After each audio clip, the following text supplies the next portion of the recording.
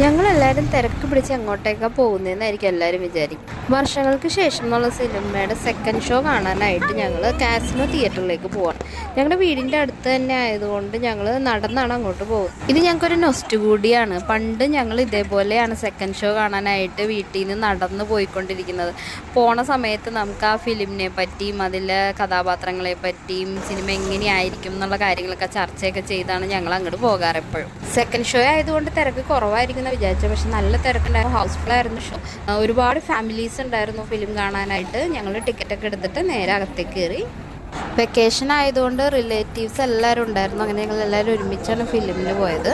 അകത്ത് കയറി ഞങ്ങൾ സീറ്റൊക്കെ കണ്ടുപിടിച്ചിരുന്ന് ഞങ്ങൾ എല്ലാവരും സെറ്റായി. ഇനി ഫിലിം കഴിഞ്ഞിട്ട് കാണാം.